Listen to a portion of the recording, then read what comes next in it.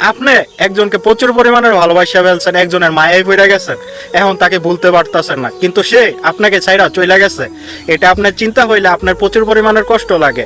এটা আপনার চিন্তা হইলে আপনার ভালোবাসার মানুষকে অন্যজনে ভালোবাসতেছে, অন্যজনে স্পর্শ করতেছে, এগুলো চিন্তা হইলে আপনার প্রচুর পরিমাণের কষ্ট লাগে।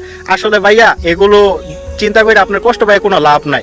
কষ্ট আপনার তখনই পান যখন আপনার ফ্যামিলির মানুষ, আপনার পরিবারের মানুষ আপনার সাথে সম্পর্ক বিচ্ছেদ করে চলে যায়, তখন আপনার কষ্ট পাওয়াটা উচিত। আর এরকম মানুষ জীবনে, এগুলাকে বলে ক্ষণিকের অতিথি। ক্ষণিকের অতিথি সবার জীবনে কম বেশ আসে আর যায়। আর নিজের জীবনের সাথে অনেক মানুষের অনেক মানুষ শেয়ার করে, তাদের কথাবার্তা শুই না মাঝে মাঝে নিজেরও খারাপ লাগে। এরকম সবার জীবনে কিছু না কিছু প্রেম বিচ্ছেদ, কিছু না কিছু প্রেমের একটা সমাধির মতন সম্পর্ক আছে, যাই আছে, এগুলা মন থেকে রিয়েলাইজ করলে সবার জীবনে খারাপ লাগে, সবার অন্যরকম একটা ফিলিংস হয়।